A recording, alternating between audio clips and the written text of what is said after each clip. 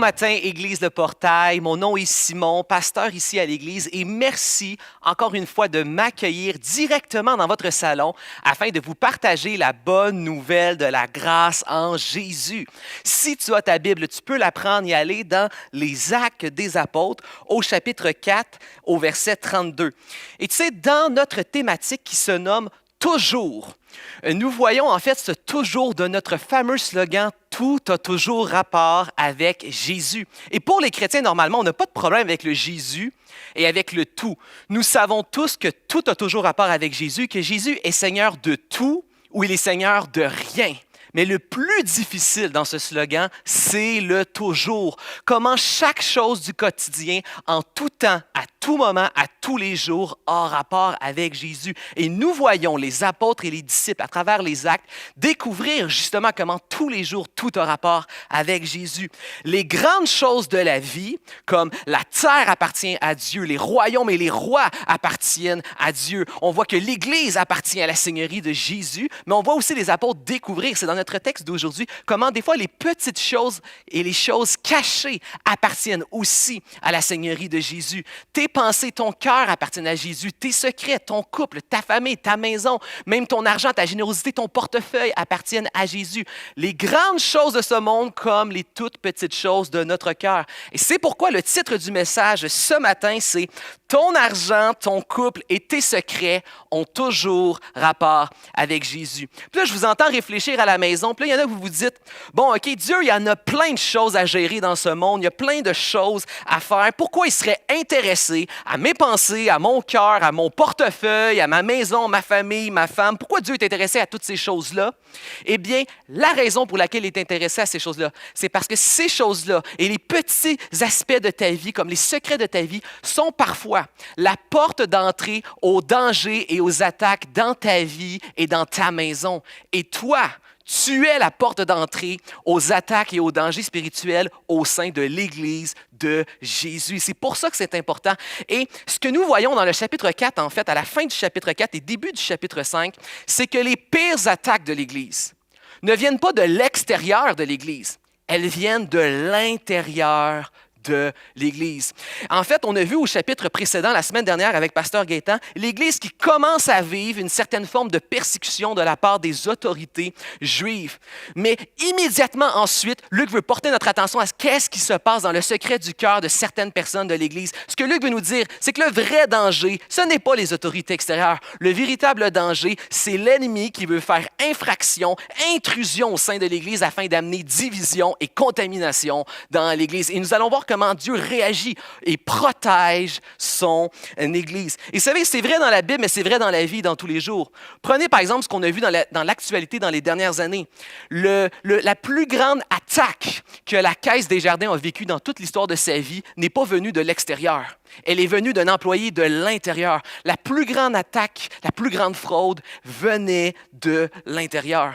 Et c'est vrai aussi ce qu'on voit dans l'Église. D'ailleurs, l'Église, dernièrement, on a vécu ensemble un combat démocratique où on a voulu faire entendre notre voix afin de pouvoir être classifié comme une salle de spectacle. Et merci Seigneur, et nous voulons aussi remercier l'oreille et l'écoute de nos gouvernements qui ont permis cette semaine, et on célèbre, de nous reclassifier comme les salles de spectacle et les cinémas, en plus de nous accorder un avantage qui, même en zone rouge, nous pouvons nous réunir à 25 et faire des funérailles. Donc, il y a eu réellement un renversement, il y a eu une écoute de la part du gouvernement et un respect. Donc, ce qu'on a pu voir, c'est que nos plus grands ennemis à l'Église ne viennent pas de l'extérieur. En ce moment, le plus grand ennemi de l'Église, c'est la division à l'intérieur de l'Église. Ce sont ces mouvements anti-masques ou bien ces mouvements complotistes ou toutes sortes de théologies corrosives et toxiques qui viennent amener un sentiment de division au sein de l'Église. Le pire ennemi de l'Église, il vient de l'intérieur, il ne vient pas de l'extérieur. Donc, lisons comment Dieu aide, aime et protège son Église de la division et des attaques de l'ennemi. Si tu as ta Bible, tu peux aller Actes des Apôtres, chapitre 4, verset 32, nous allons lire ensemble. La multitude de ceux qui étaient devenus croyants étaient un seul cœur, une seule âme. Ils étaient unis. Personne ne disait que ses biens lui appartenaient en propre, mais tout était mis en commun entre eux. Avec une grande puissance, regarde ça, une grande puissance, les apôtres rendaient témoignage de la résurrection de Jésus. Donc les apôtres prêchent la résurrection et la seigneurie de Jésus. Et une grande grâce était sur eux tous. Donc quelque chose de grand qui accompagnait cette prédication-là. Parmi eux, en effet, personne n'était dans le dénuement, donc personne n'était pauvre, car tous ceux qui possédaient des champs ou des maisons les vendaient et apportaient le prix de ce qu'ils avaient vendu et le déposaient aux pieds des apôtres. Et l'on distribuait à chacun selon ses besoins. Ainsi, Joseph, surnommé par les apôtres Barnabé, des fois vous allez lire Barnabas, ce qui se traduit par fils d'encouragement, un Lévite, retiens ça, c'est important, un Lévite originaire de Chypre, vendit une terre qu'il possédait et apporta l'argent et le déposa aux pieds d'un apôtre. Première chose que Dieu fait pour préserver son Église, c'est qu'il produit dans l'Église un fruit spirituel d'amour et d'unité qui se manifeste par une générosité extravagante. On pourrait dire, c'est comme si Dieu faisait une sorte de prévention à la division en donnant générosité, amour et unité par son esprit dans l'Église.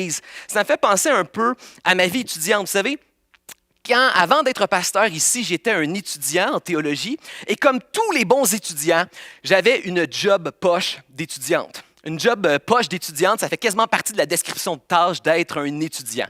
Et j'ai expérimenté 2 jobs différents, 2 travails d'étudiants différents qui avaient tous les deux formes d'administration complètement opposées.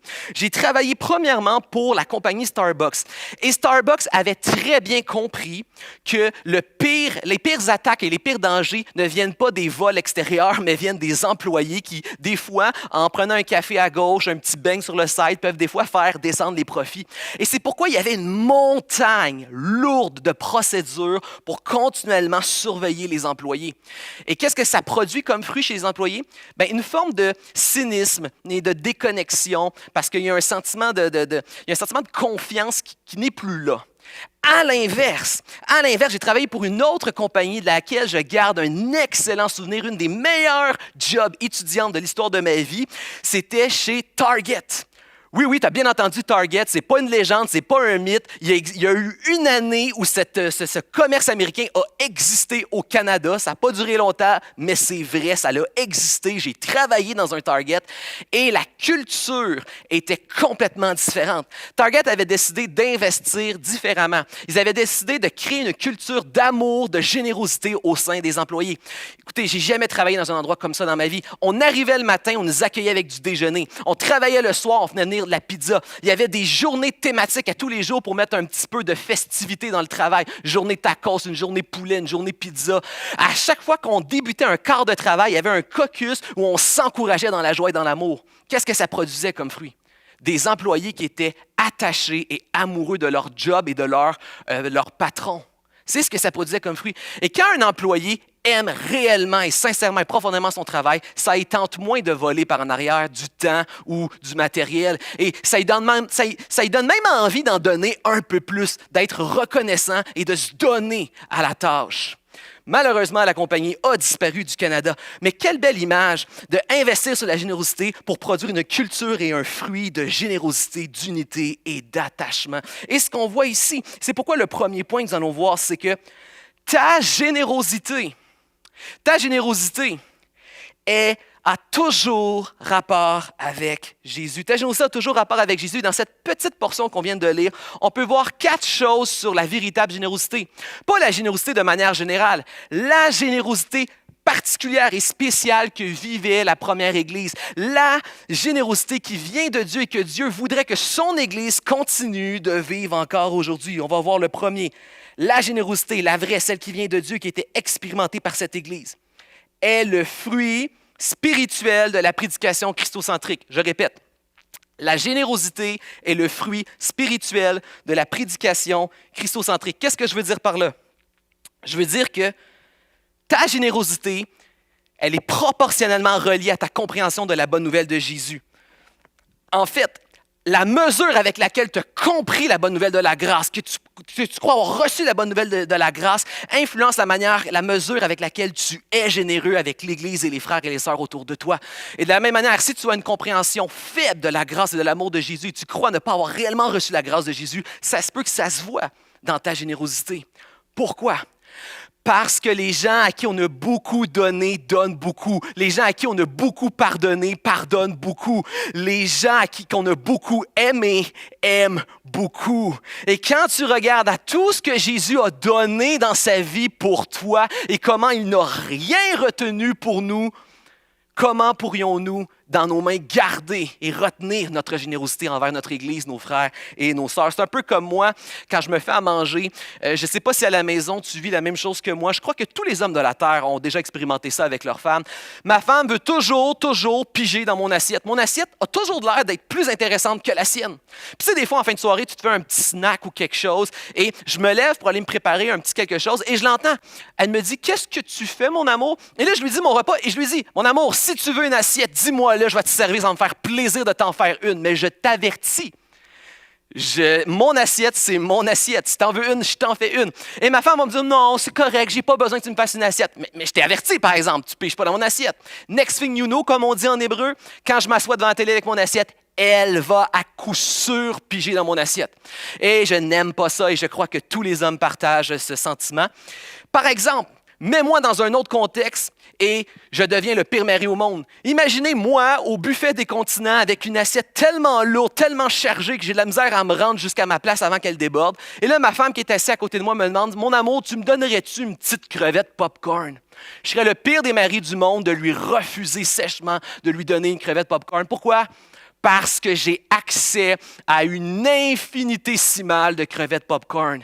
Chrétiens, frères, sœurs, en Christ, tu as accès à une infinitésimale de grâce et de bénédictions, de dons et de promesses et de richesses.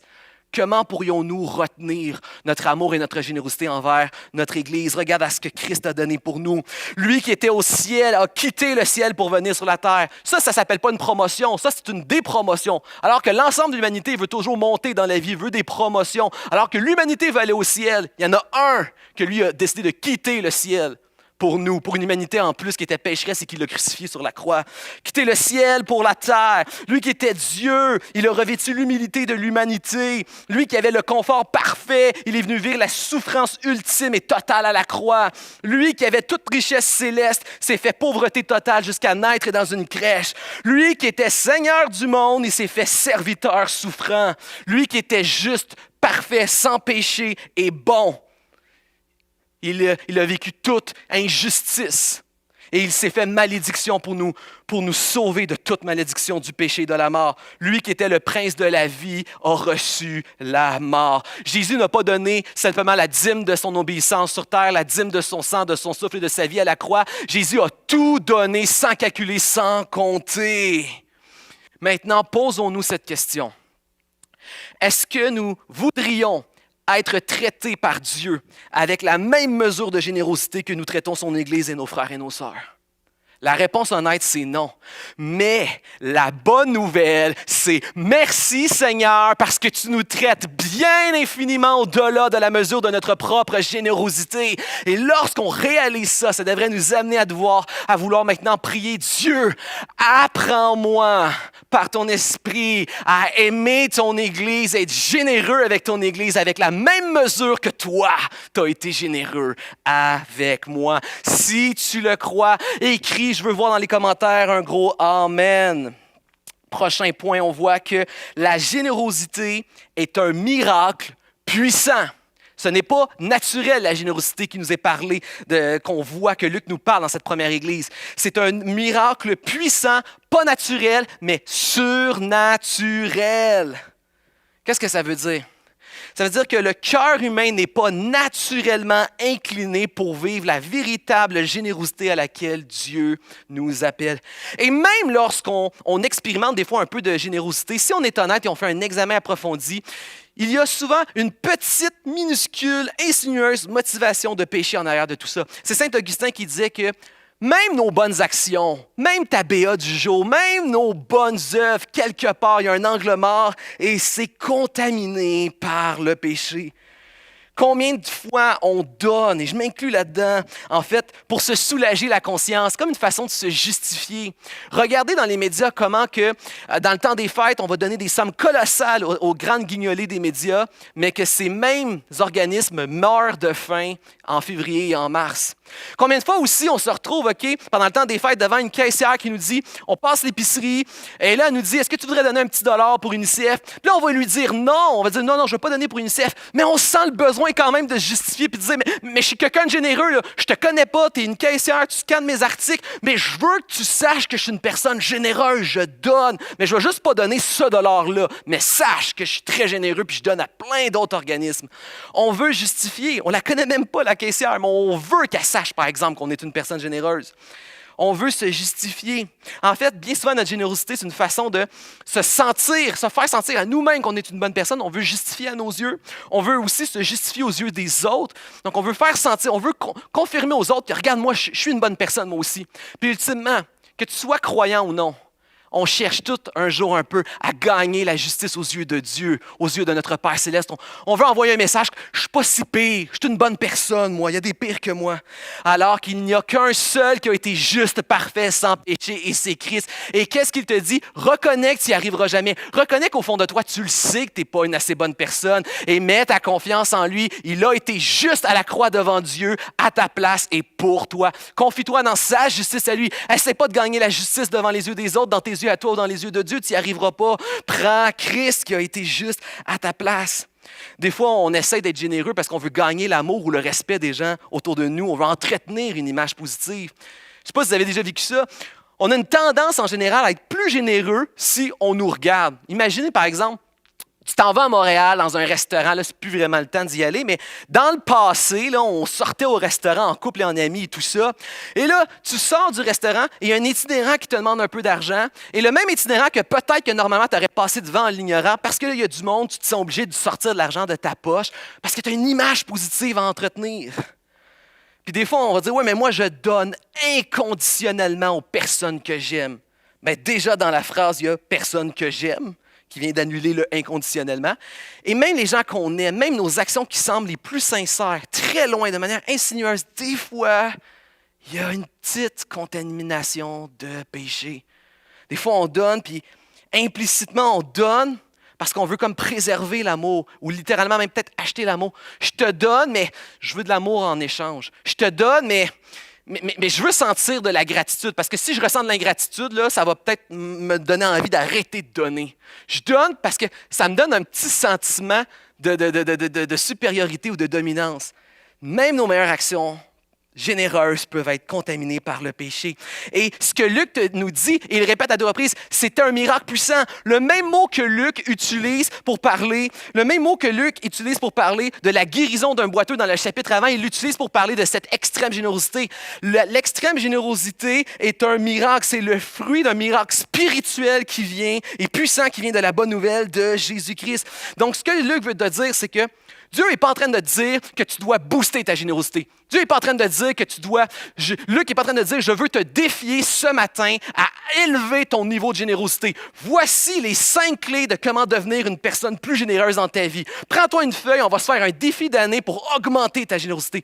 Dieu ne veut pas que tu améliores ton humanité. Dieu veut que tu vives un miracle surnaturel de générosité. Dieu ne veut pas que tu améliores un être humain naturel destiné à la mort. Il veut que tu deviennes un nouvel être vivant, spirituel, qui vit une spiritualité et une générosité qui est céleste. Il ne veut pas te faire de toi un être encore plus religieux avec plus de commandements, plus d'efforts. Il veut faire de toi un être vivant qui a connu la bonne nouvelle de Jésus-Christ, qui donne rempli d'amour, de foi et de confiance. C'est ce que Dieu veut faire. Et on a une image tellement belle avec le personnage de Barnabé. Barnabé, je vous avais dit de retenir, il nous est dit que Barnabé était un Lévite. Pourquoi est-ce qu'on nous donne cette information-là? C'est important, parce qu'un Juif qui lit le texte comprend qu'il y a quelque chose qui ne fonctionne pas. Barnabé est un Lévite, il a un champ, il vend son champ pour l'Église. Où est le problème? Lorsque tu lis le Lévitique, la loi de Moïse, il est stipulé que les Lévites n'avaient pas le droit d'avoir des propriétés parce qu'ils appartenaient au service du temple. Lorsque Barnabé était un religieux juif, il n'obéissait pas à la loi. La loi, la religion, les commandements religieux n'ont jamais réussi à faire plier le genou à Barnabé. Mais là, il y a quelque chose qui a changé dans sa vie. Le jour où Barnabé a rencontré Jésus-Christ, il a entendu la bonne nouvelle de Jésus-Christ, il y a quelque chose de nouveau qui a changé dans son cœur. Il est maintenant rempli de reconnaissance, d'amour et d'unité envers son Église et il se dépêche maintenant à vendre les champs qu'il n'avait même pas le droit de posséder selon la loi. Il se dépêche à les vendre par amour pour l'Église de Jésus-Christ.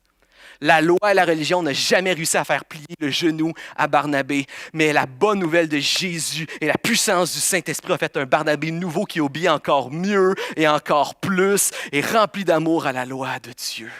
Par amour pour Christ et son corps, qui est son Église. C'est incroyable. Dieu ne veut pas faire de toi, Dieu ne veut pas te donner plus de poids religieux. Ce que Dieu est en train de dire, c'est examine-toi. C'est un examen qu'on est en train de faire.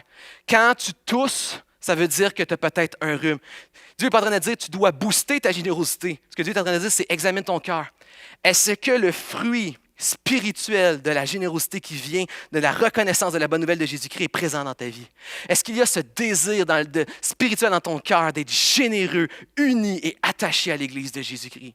Si ce fruit n'est pas présent, si diagnostic passé, si le fruit n'est pas présent, c'est-à-dire maintenant, pose-toi la question. Est-ce que ça se peut que ta vie n'est pas fondée sur la bonne semence? Vous savez, on ne peut pas reprocher à un citronnier de ne pas donner des pommes.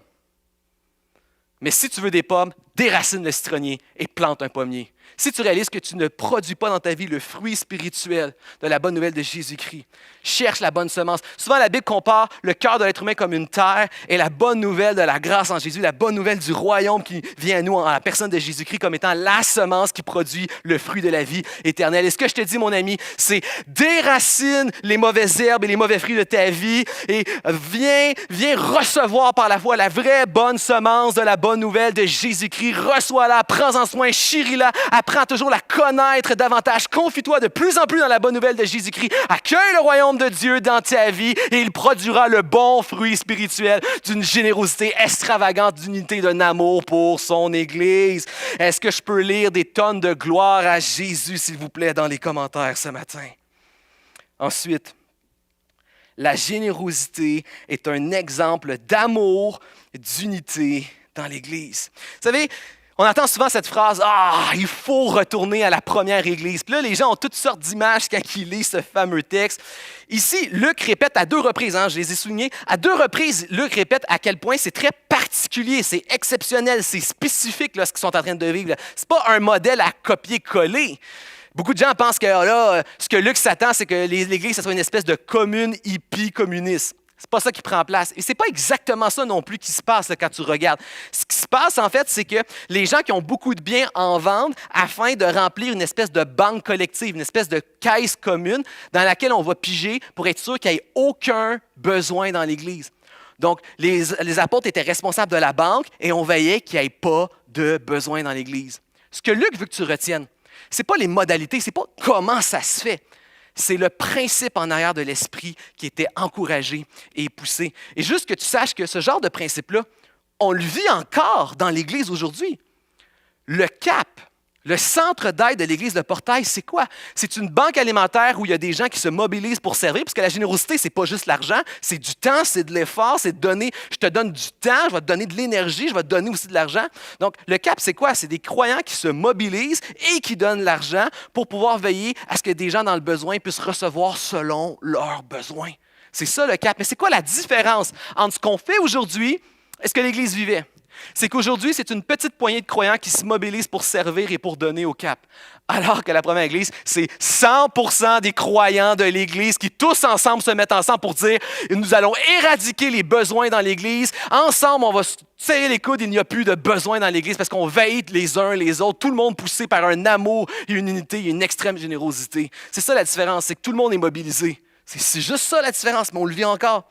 Et c'est pour ça qu'on doit regarder à quels sont les principes que l'Esprit voudrait pousser dans nos vies, dans nos cœurs. Premier principe, comme j'ai dit, la bonne nouvelle de Jésus-Christ nous remplit tellement d'amour et de reconnaissance et de gratitude envers ce Dieu qui s'est fait connaître à nous en Jésus-Christ, qui nous a sauvés, réconciliés, qui nous promet, nous donne tout, que nous avons un désir constant de lui plaire. parce qu'on est rempli de reconnaissance et de gratitude. Et ce qu'on voit, c'est que l'Église a un désir brûlant, comme Barnabé, d'honorer la loi, d'honorer ce que Dieu nous enseigne. Et dans le Deutéronome 15.4, il était demandé que dans le peuple de Dieu, le peuple de l'Alliance, donc autrement dit dans l'Église, le peuple des croyants, qu'il n'y ait pas de besoin parmi vous. Autrement dit, il y a des gens plus riches, il y a des gens plus pauvres. Veillez, vous êtes les gardiens des frères et des sœurs. Veillez spirituellement, relationnellement, matériellement, les uns sur les autres. Et eux, ils voulaient tellement plaire à Dieu qu'ils prenaient au sérieux cette mission réelle de veiller les uns sur les autres. Donc, premier principe qui poussait. Et je parlais tantôt du cap et on doit faire le diagnostic, Église. Est-ce que nous vivons encore, est-ce que nous sommes encore poussés par l'Esprit dans notre vie à vivre ce principe? Vous connaissez la règle du 20-80? La réalité, c'est que bien souvent, c'est 20 % de la communauté qui supporte l'autre 80 %. C'est 20 % qui donnent, c'est 20 % qui donnent l'argent, qui donnent du temps, qui donnent l'effort, qui s'engage, qui sert, qui se présente, qui est là, qui est engagé, qui prend soin des uns et des autres, autant physiquement, matériellement que spirituellement, qui prie pour les autres et qui prennent soin. Malheureusement, la réalité, c'est que c'est un 20 % de l'Église qui supporte sur ses épaules de manière écrasée le reste du 80 %. Mais ici, on est une Église qui a rencontré la bonne nouvelle de Jésus-Christ et poussés par le Saint-Esprit, ils sont remplis de gratitude, ils veulent veiller les uns sur les autres. Deuxième principe, ils veulent aussi honorer les paroles de Jésus, notre Seigneur, notre Roi et notre Maître, qui a conquis la mort et le péché à la croix pour nous en délivrer. Notre Seigneur a dit en Jean 6 que le monde va reconnaître que vous êtes mes disciples à l'amour que vous allez avoir les uns pour les autres. Donc, il démontre un extrême amour et unité du corps qui se manifeste par la générosité. Qu'est-ce que ça révèle? Ça révèle que l'Église avait compris que leurs liens relationnels les plus forts dans ce monde, ce n'est pas ta famille, tes amis, ton club social, ta job, c'est l'Église. Ça demande un acte de foi parce que bien souvent, on passe beaucoup de temps avec nos amis non chrétiens, des fois notre famille non chrétienne, on a des communautés numériques ou des clubs sociaux ou nos jobs et tout ça. Et ça demande de la foi d'aller plus loin que nos relations qui sont naturelles et de réaliser que c'est vrai. Les gens que je côtoie à l'Église sont la véritable famille, le lien le plus fort, le plus éternel et spirituel, c'est ma famille, c'est ma priorité. Et par leurs actions, en vendant leurs biens, en les mettant en commun et en se partageant tout, ils démontraient que l'Église était leur priorité. Ils avaient une gratitude, un désir de plaire à Dieu en honorant le Deutéronome, mais ils réalisaient aussi que l'Église était leur véritable famille et le lien le plus fort qu'ils avaient dans cette vie. Nos actions révèlent ce que nous croyons vraiment. Et ce que nous croyons vraiment va influencer nos actions et notre manière de se comporter. Ce matin, je pourrais te dire n'importe quoi. Je pourrais te dire que je suis un végétarien. Je pourrais te dire, je dis à tout le monde, je déclare que je suis un végétarien. Je m'habille comme un hipster végétarien. Je vais dans un café de végétariens. Je lis même des articles de végétariens. Je partage sur Facebook des posts de végétariens.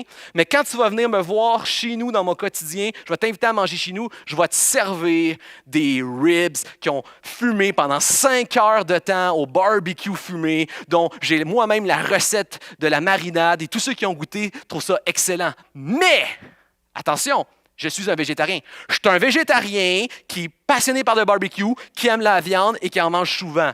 Mais je suis un végétarien, oublie pas. Il n'y a aucun sens entre ce que je dis et ce que tu me vois et ce que je fais. Tes actions vont révéler tout ou tard ce que tu crois vraiment. Ce qui compte vraiment, ce n'est pas comment tu t'habilles, ce que tu professes, ce que tu dis, ce que tu partages, ce que tu écoutes, ce que tu entends. C'est ce que tu fais. Est-ce que les bottines suivent les babines? Et quand on regarde leurs actions, c'était quoi leurs actions? Ils veillaient les uns sur les autres, ils partageaient et ils prenaient au sérieux les besoins de leurs frères et de leurs sœurs et de l'Église.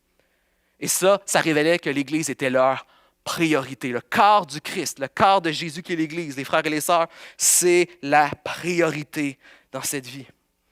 Église, combien plus dans la période de pré-confinement partiel que nous vivons en ce moment, nous avons besoin de veiller les uns sur les autres, que nos actions ont besoin de révéler cet amour extravagant que la parole de Dieu nous donne pour notre Église. Combien nous avons besoin en ce moment de faire un effort d'appeler les croyants, les frères et les sœurs autour de nous, d'écrire, d'inviter. Tu sais, il y a des gens autour de toi, les besoins des fois, oui, c'est matériel, mais les besoins des fois sont spirituels, ils ont besoin d'être rencontrés, de prier, de prendre soin. Des fois, sont relationnels, il y a des gens qui ont besoin de connaître, de connecter avec des gens. Mais appelle, écris, invite, ose t'informer des besoins, ose aborder et demander même si tu ne sais pas. Prends des initiatives, prends action. Puis peut-être en ce moment, je prêche ça, puis tu es en train de dire, hey, c'est vrai. C'est vrai que je réalise que l'Église est le lien le plus fort Et peut-être tu réalises que tu n'es pas tant attaché que ce que tu croyais à l'Église, que tu ne connais pas tant de personnes. Eh bien, mon ami, c'est le bon temps de te joindre à un petit groupe. Par Zoom, en ce moment, tu peux rencontrer des gens. Tu peux apprendre à connaître des gens qui vont être ta famille pour l'éternité, qui sont unis à toi par le lien spirituel de Jésus et de son sang qui a coulé à la croix. C'est encore le temps de soutenir le CAP, de soutenir ton Église, de soutenir ta famille, mais de prendre aussi l'initiative dans le quotidien avec les uns et les autres. C'était quoi quelque chose qui était beau de la première Église? C'est qu'ils n'ont pas entendu un programme. Ils n'ont pas entendu que l'Église fasse un programme pour dire on va prendre soin des gens. Non, le programme, c'était le Saint-Esprit dans le cœur de chacun des croyants qui prenait soin de chacun d'entre eux et qui prenait tout cela au sérieux. Est-ce que je peux voir un gloire à Dieu dans les commentaires, s'il vous plaît? Prochain point. La générosité est un exemple de leadership et de confiance de la part des croyants. Ce Barnabas là, est déjà en train de démontrer le leadership qu'il va avoir plus tard. Ce n'est pas un homme passif. Le Saint-Esprit ne pousse pas à la passivité, autrement dit, attendre que l'Église me dise quoi faire ou attendre qu'il y ait un programme. Non, le Saint-Esprit ne pousse pas à la passivité, il pousse à l'activité. Barnabas a démontré dès le début de sa foi qu'il était un homme d'action pour plaire à Dieu dans toute sa gratitude et sa reconnaissance envers Dieu.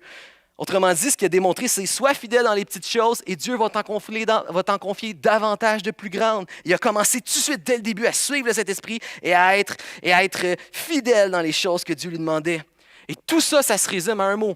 Première clé de leadership que mon premier pasteur de jeunesse m'a appris dans ma vie, qui a fait une différence. Il m'a dit, Simon, tu dois être intentionnel. Et c'est ce qu'on voit ici, ce qui se passe. Les gens étaient intentionnels. Ils n'attendaient pas le feu vert. Poussé, brûlant d'amour qui était produit par le Saint-Esprit, il se dépêchait à prendre au sérieux les besoins des frères et des sœurs et de l'Église. Tu dois être intentionnel. Intentionnel, c'est-à-dire, sois réellement attentif aux besoins autour de toi dans l'Église et des frères et des sœurs. Au lieu, à la place, peut-être d'ignorer les besoins, ou même pire, des fois, de fermer les yeux. Des fois, ça, c'est pire. Il y a des gens, on ferme les yeux sur les besoins. Non. Sois attentif aux besoins. Sois aussi confiant. N'aie pas peur de donner du temps, de l'effort, de l'énergie. Ne pense pas que tu perds ce que tu donnes. Non, c'est de l'investissement. Sois confiant au lieu à la place de t'inquiéter, de stresser et même pire, des fois, de justifier. Déjà, tu justifies. Tu justifies pourquoi pas donner. La personne ne mérite pas mon aide, c'est son problème. Ou si je ne donne pas, quelqu'un d'autre va donner. Arrête de justifier. Non.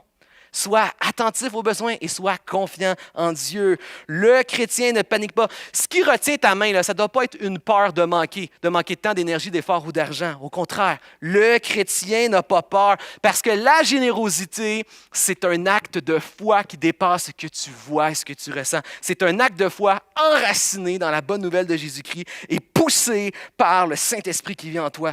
Parce que le chrétien est quelqu'un de reconnaissant. Il reconnaît que Christ lui a tout donné, que tout ce qu'il est, il est à cause de Christ et aussi que Christ nous promet tout. Donc, il est reconnaissant, il sait qu'il est suffisant. Il ne manquera jamais de rien en Christ et son avenir est assuré. Mais c'est aussi quelqu'un qui est reconnaissant, suffisant, confiant et qui est aussi anticipant. Je ne sais pas si ça se dit, mais je l'invente ce matin. Il est anticipant, il anticipe tout ce qui est à venir en Jésus. Il sait qu'il ne manque de rien. Tu sais, quand tu as eu une bonne année, là, je sais que cette année, ça n'a peut-être pas été une super bonne année financière pour bien des gens, mais tu sais, quand tu as eu une bonne année et que tu sais que les impôts, ils vont rapporter cette année-là. Tu as fait tes impôts, tu sais qu'il y a de quoi de gros qui s'en vient. Tu es comme en attendant le chèque des impôts, tu es comme tout d'un coup juste un peu plus reposé, hein? Comme on dit en grec, un peu plus slack. Là. Tu reviens de l'église, les enfants dans l'auto disent « On va-tu manger au restaurant? » Normalement, tu aurais dit non, mais là, tu es comme oh, OK, on va aller au restaurant aujourd'hui. Là, tu penses à tes vacances, tu te dis, ouais, peut-être on pourrait s'offrir de plus belles vacances finalement que qu'est-ce qu'on s'était prévu. Tu regardes ta côte, tu te dis, ouais, ça serait pas pire une piscine, peut-être même un bain tourbillon. Tu sais, tout d'un coup, tu commences à être plus reposé, plus slack, parce que tu sais qu'il y a un gros chèque qui s'en vient. Quand tu sais que tu es co-héritier avec Christ du royaume à venir et que tu as déjà accès à toute richesse spirituelle en Jésus présentement, comment ne peux-tu ne pas te sentir assuré et slack en Jésus, de ne pas mettre ta main sur ton temps, ton énergie ou ton argent, mais de juste être généreux envers le corps de Christ. Si tu dis, ouais, mais Simon, j'ai de la misère, c'est un acte de foi, je le sais, mais j'ai de la misère à faire ce pas de confiance avec tout ce qui se passe dans le monde, des fois, qui est stressant et inquiétant. Laisse-moi te dire, si tu appartiens à Christ, Christ ne ment jamais sur ce qu'il promet et ce qu'il dit. Christ ne ment jamais. Il a dit qu'il viendrait. Il est venu. Il a dit qu'il allait aller à la croix jusqu'au bout, qu'il irait jusqu'au bout pour nous, qu'il mourrait à la croix. Et tu sais quoi? Il est allé à la croix et il est mort, il est allé jusqu'au bout. Il avait dit qu'il ressusciterait. Et quoi? Il est ressuscité. Crois-moi, frères et sœurs, quand il dit qu'il reviendra et que tu co-hériteras du royaume, il dit vrai et il reviendra aussi. Est-ce qu'on peut lire des Alléluia dans les commentaires? Maintenant qu'on voit ce que Dieu fait pour prévenir le désordre et la division dans l'Église et les attaques de l'intérieur. Voyons maintenant ce que Dieu fait une fois que Satan fait intrusion, infraction au milieu de l'Église. Qu'est-ce que Dieu fait maintenant par amour pour protéger, corriger son Église? Tu peux aller en Actes, chapitre 5, verset 1. Or, un nommé Ananias, avec sa femme Saphira, vendit aussi une propriété, comme Barnabé. Avec le consentement de sa femme, il détourna une partie du prix, puis il apporta le reste et le déposa aux pieds des apôtres. Pierre lui dit, « Ananias, pourquoi le Satan a-t-il rempli ton cœur que tu mentes à l'Esprit Saint en détournant une partie du prix du champ? » Parce que dans le fond, il voulait faire exactement comme Barnabé, mais il ne voulait pas payer le prix de Barnabé, parce qu'il n'y avait pas la même motivation. Lorsque celui-ci était encore à toi, ne pouvais-tu pas le garder? Et même quand il a été vendu, son prix ne restait pas en ton autorité. Comment tu peux envisager une pareille action? Tu avais le droit de ne pas vendre ton champ, personne ne t'a forcé. Puis même après ça, tu avais le droit de ne pas donner le prix au complet. Mais pourquoi as-tu voulu manipuler la maison de Dieu? Ce n'est pas à des humains que tu as menti. Ce n'est pas à des humains que tu as menti, mais à Dieu. Quand Ananias entendit cela, il tomba et expira. Une grande crainte saisit tous ceux qui l'apprirent. Les jeunes gens se levèrent, l'enveloppèrent, l'emportèrent et l'ensevelirent. 3 heures plus tard, sa femme entra sans savoir ce qui était arrivé. Puis Pierre lui demanda, donc il donne une chance là, « Dis-moi, est-ce bien à tel prix que vous avez vendu ce champ? » « Oui, répondit-elle, c'est bien à ce prix-là. » Alors Pierre lui dit, « Comment avez-vous pu vous accorder pour provoquer l'Esprit du Seigneur? Sache-le, ceux qui ont enseveli ton mari sont à la porte et ils t'emporteront aussi. » À l'instant même, elle tomba à ses pieds et expira. Les jeunes gens, à leur entrée, la trouvèrent morte. Ils l'emportèrent et l'ensevelirent auprès de son mari. Écoute bien, première fois dans les Actes qu'on nomme le mot « Église ». Une grande crainte saisit toute l'Église et tous ceux qui apprirent cela. Mon deuxième point ce matin avec nous, c'est « Tes secrets ont toujours rapport avec Jésus. » Tes secrets ont toujours rapport avec Jésus. Ici, on voit comment Satan a insinueusement fait infraction et intrusion dans l'Église pour venir la contaminer. Mais comment Dieu aime, corrige et protège son Église qu'il aime de tout son cœur. Et on voit 4 choses sur le secret. Premièrement, nous voyons qu'il n'y a aucun secret pour Dieu. Autrement dit, tu ne peux pas tromper Dieu. Tu ne peux pas tromper Dieu. Et nous allons rendre des comptes aussi pour tout ce que nous avons vécu dans le secret. En fait, on va rendre des comptes pour toutes les actions et les œuvres de notre vie. Les actions qui ont été faites en secret comme en public. Les actions qui ont été cachées comme celles qui ont été révélées. Celles qui ont été faites dans la lumière, celles qui ont été faites dans les ténèbres. Et quand on lit ce récit de jugement, il peut nous sembler au premier abord choquant. Mais il faut qu'on réalise qu'il y a une grâce, même lorsque Dieu révèle son jugement et même lorsqu'il le fait dans l'Église. Ce que Dieu est en train de faire, premièrement, c'est qu'il est en train de démontrer son amour passionné envers son Église. Son jugement de protection envers son Église, là, ce n'est pas le contraire de l'amour, c'est la manifestation extrême de l'amour de Dieu qui protège son Église de la corruption et de Satan. Dieu aime jalousement son Église. C'est la manifestation de son amour. Et il y a une grâce dans la manifestation du jugement, parce qu'il est un avertissement et un rappel constant et puissant pour le croyant de ce quoi il a été délivré. Il a été délivré de la mort, de la séparation de Dieu et du jugement. Tu dois comprendre que d'un côté, tu vois dans le récit, on a les apôtres qui prêchent la bonne nouvelle de la grâce en Jésus.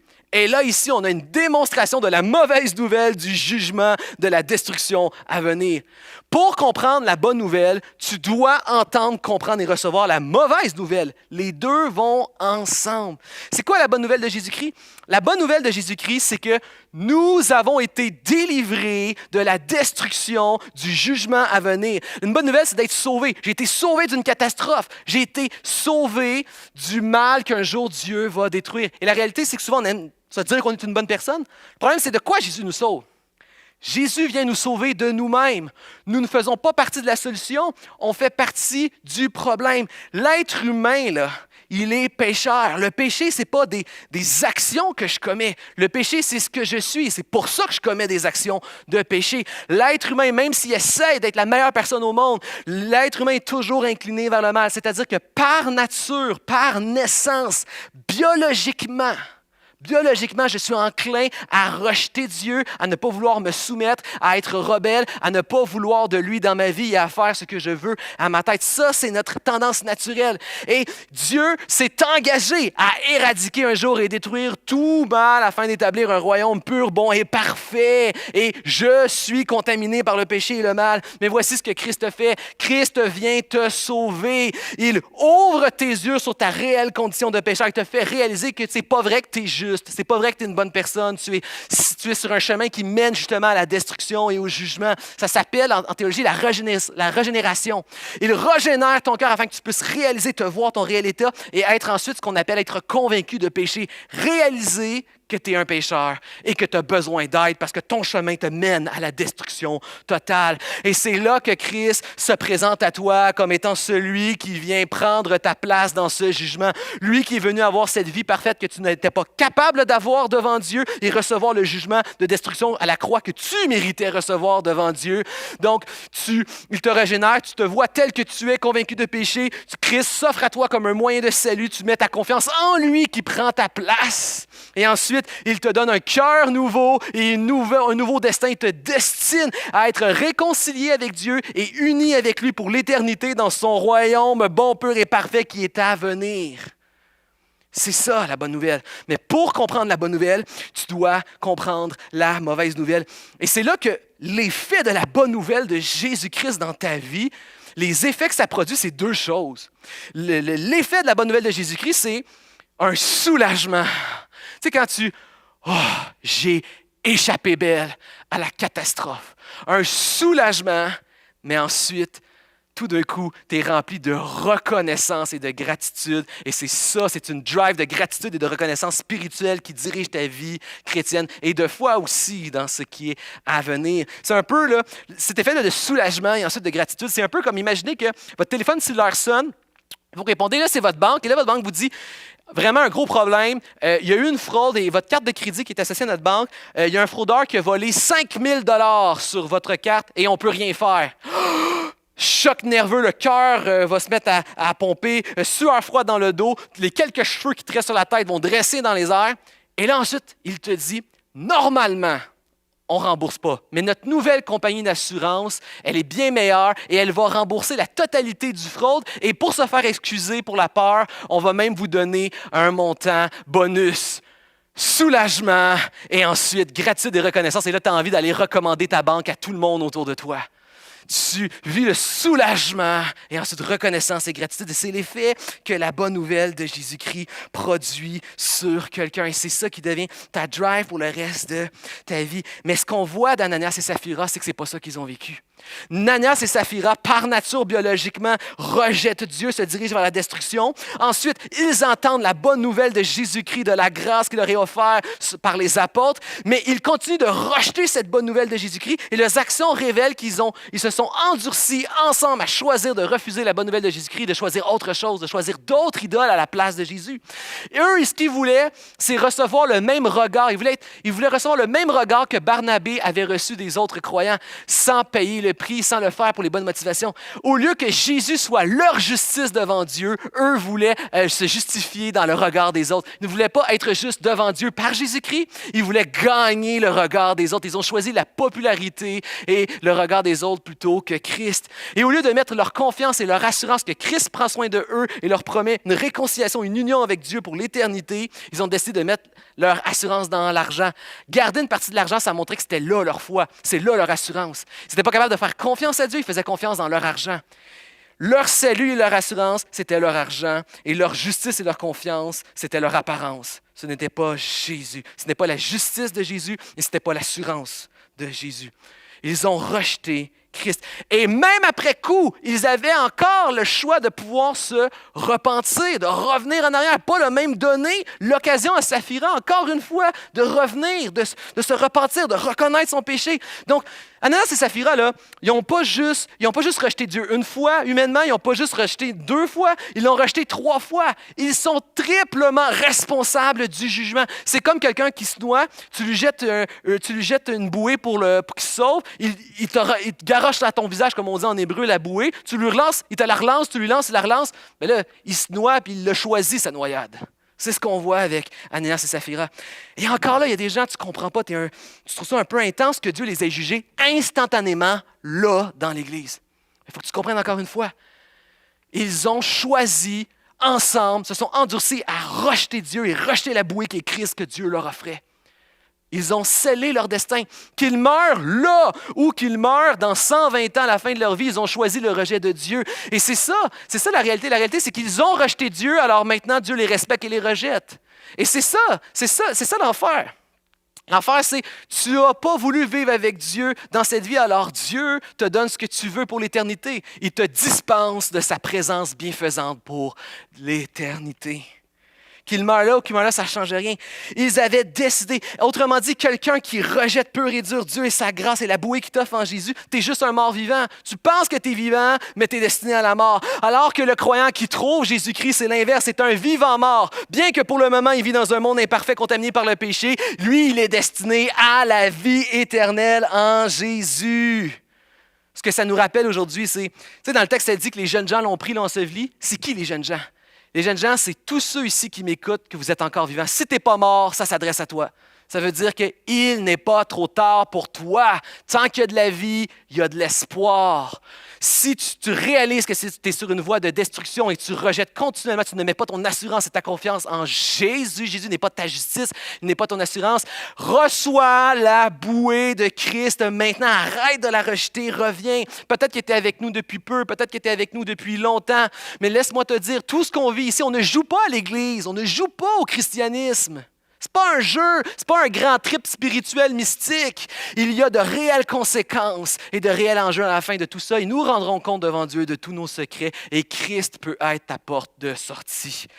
Là, est-ce que je peux lire pas un amen, mais un aïe ou un ouch dans les commentaires? Ensuite, nos vies secrètes affectent nos couples, nos familles, ainsi que l'Église. En fait, c'est impressionnant. Même Pierre est surpris comment que ce couple, cette maison, cette famille s'est unie ensemble. C'est unis ensemble pour quelque part voler l'Église. Ils se sont unis ensemble. Nos péchés affectent nos proches autour de nous. Qu'est-ce que ça veut dire pour nous? Ça veut dire que tous tes péchés secrets, cachés. Et là, je prie que le Saint-Esprit l'applique à ton cœur. Tous tes péchés qui sont secrets, ceux que tu ne divulgues pas, ceux que les gens ne savent pas que tu fais, tous tes péchés, même ceux que tu essaies d'appeler péchés mignons, tous tes péchés cachés ne sont pas sans victime. Ne sont pas sans conséquences. Des fois, on pense que je fais, ça affecte personne, c'est juste moi. Juste moi, non. Non. Tous tes péchés chaque péché, peu importe lequel, ne sont pas sans victime. Ils affectent probablement ta propre vie, ta propre destinée, comme on l'a vu. Ils affectent ta relation avec Dieu, mais ils affectent aussi ta relation avec ta maison, ta famille, tes enfants, ta femme, ton mari et ton Église. Ils contaminent ton Église. D'ailleurs, Pierre va faire une référence lorsqu'il va parler à Ananias à Josué 7, où un homme qui, alors que Josué, Dieu lui a demandé de conquérir la terre promise, et au début, il va avoir des victoires, et à un moment donné, ils vont commencer à avoir des défaites. Pourquoi? Parce qu'au sein de son armée, il y a un homme Akan qui vole les trésors que Dieu avait dit de ne pas toucher. Et Dieu lui dit, vous gagnez ensemble, mais vous perdez ensemble lorsqu'il y en a qui me désobéissent. Son péché contamine le peuple et c'est pourquoi vous perdez. Le péché d'Ananias et Saphira risquait de contaminer l'Église de Jésus. Et ce que nous faisons dans le secret contamine nos familles et contamine l'Église de Jésus-Christ. Et si on regarde le péché ici spécifique de la générosité, donc ta non-générosité affecte l'Église beaucoup plus que ce que tu crois. Déjà qu'elle corrompt ta propre relation avec Dieu et ta propre vie, ce qui est déjà grave, mais elle corrompt aussi l'Église. Tu ne réalises pas. Lorsque Dieu te demande de donner, encore une fois, je dis, la générosité, c'est pas juste de l'argent, ça peut être du temps, de l'effort, de l'engagement envers quelqu'un. Mais lorsque Dieu te demande de prendre soin d'un besoin d'un frère, peu importe lequel, et que toi, tu ne réponds pas à ce besoin, à cette demande. Non seulement tu ne réponds pas aux besoins auxquels Dieu t'appelle à répondre, mais en plus tu obliges à quelqu'un d'autre, on parlait du 20-80, quelqu'un qui donne déjà à tout le monde de donner aussi. Donc tu es en train de doublement appauvrir ton Église en ne répondant pas aux besoins.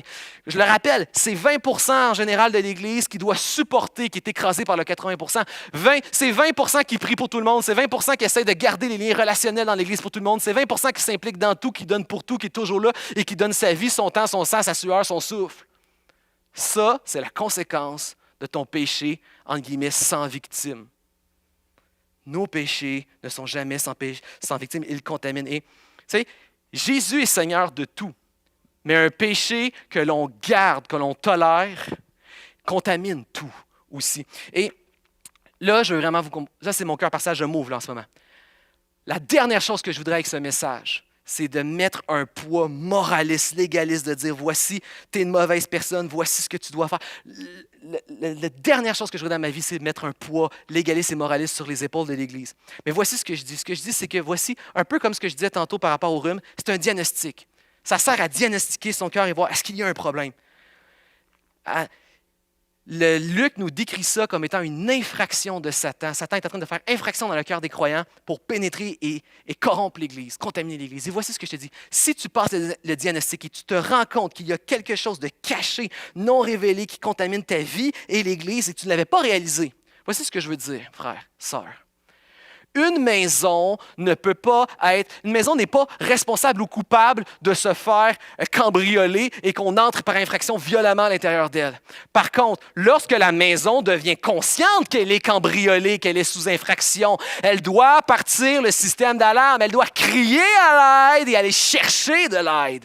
Et c'est ta situation peut-être. Crie à l'aide, va chercher de l'aide et on va voir comment. Comment faire? Comprends le plan de Satan et déjoue le plan de Satan. Troisièmement, nos secrets sont une arme de prédilection pour Satan. On pourrait dire une stratégie de prédilection pour Satan. Là, on n'a pas le temps de le faire ce matin ensemble, mais si tu pourrais regarder constamment dans la Bible, c'est toujours les mêmes armes que Satan utilise. Satan va isoler et séparer les croyants. On le voit dès la Genèse où il va séparer, isoler Ève et Adam. Satan isole, il sépare. Et encore plus en cette saison, nous devrions craindre cette manœuvre de Satan puisque nous sommes physiquement séparés, mais crois-moi bien, ce n'est pas parce que nous sommes physiquement séparés que nous restons réellement séparés de l'Église. Mais Satan peut utiliser ceci. Donc, Satan veut isoler, il veut nous séparer. Et qu'est-ce qu'il fait? Il veut te garder dans le secret. Ce que tu fais, que tu regrettes ou que tu as honte, Satan va tout faire, toutes les pressions et les manœuvres inimaginaires pour te garder dans le silence. Le silence et le secret, c'est la porte d'entrée de l'ennemi pour contaminer ta vie et l'Église, mais c'est son arme pour te garder dans la soumission. Et qu'est-ce qu'il fait? Non seulement il te pousse à travers tes pensées, des mensonges, des émotions négatives qu'il va amplifier et nourrir dans ta tête et dans tes pensées et dans ton cœur. Il veut t'amener à t'isoler du corps de Christ, t'isoler de l'Église, t'isoler de la parole de Dieu. Il va amplifier aussi les sentiments de honte. Il va te dire des mensonges. Il va te dire, il n'y a personne qui fait les péchés que tu fais. Si tu vas en parler, on va te juger, te critiquer, te rejeter. Tu es le pire des croyants. Il va nourrir ces paroles-là, il va nourrir la honte et la culpabilité, il va te tenir loin du corps de Christ. Et crois-moi, jamais dans ma vie, j'ai vu un frère ou une sœur s'éloigner de l'Église et que ça allait mieux dans sa vie chrétienne et ça allait mieux dans sa foi et dans sa sanctification. Jamais. Jamais, c'est le chemin de l'ennemi. Voici ce que je veux dire. Tu dois prendre action. Comprends les enjeux de l'ennemi. Identifie ses mensonges et déjoue-le. Déjoue ses actions.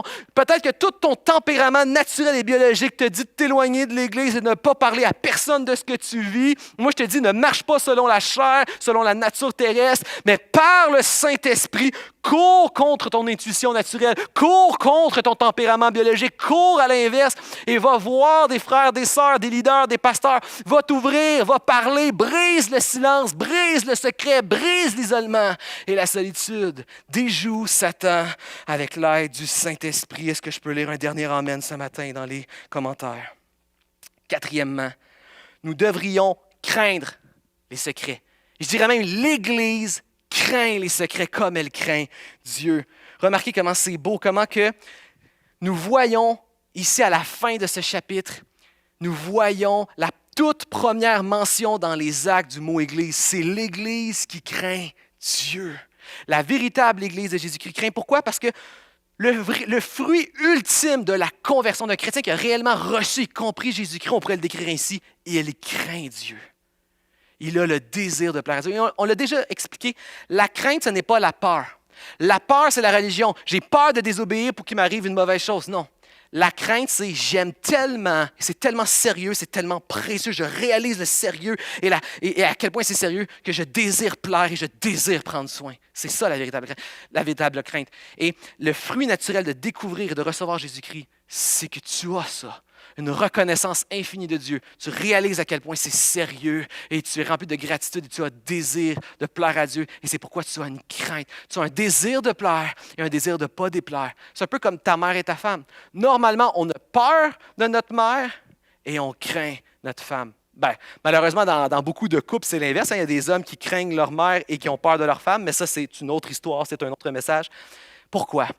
Parce que notre mère représente l'obéissance. Elle nous a appris l'obéissance. Elle représente la loi, l'obéissance. On a peur des conséquences de notre mère. Mais on est tombé en amour à notre femme. On est motivé par un cœur de chair qui brûle pour notre épouse. On a peur de notre mère, mais on craint notre femme. On a un désir de lui plaire et on a un désir de ne pas lui déplaire. Je ne peux pas acheter l'amour de ma femme. Je ne peux pas perdre l'amour de ma femme. J'ai l'amour de ma femme, mais j'ai le désir de lui plaire et de déplaire. Église, nous devons, dans la bonne nouvelle de Jésus-Christ, par le Saint-Esprit, avoir et développer ce fruit de la crainte de Dieu dans toutes choses, comme dans notre générosité, notre amour et notre unité avec l'Église. Dans quelques instants, nous allons retourner en louange, frères et sœurs, et prenons ce temps de louange pour diagnostiquer notre cœur. Est-ce que nous produisons le véritable fruit de l'amour, de l'unité et de la générosité envers notre Église, nos frères et nos sœurs? Et s'il y a des failles, s'il y a l'ennemi qui fait intrusion ou infraction dans nos vies, je l'ai déjà dit, la bonne semence précède le bon fruit. S'il y a intrusion de l'ennemi, allons chercher l'aide auprès de l'Église de nos frères et nos sœurs. Et si nous réalisons que nous ne donnons pas les bons fruits, arrachons les mauvaises herbes, les mauvais fruits et recevons la semence, la vraie bonne semence de la bonne nouvelle de Jésus-Christ. Soyons remplis de soulagement, mais aussi de gratitude et de reconnaissance. Allons, frères et sœurs, en louange élever Christ.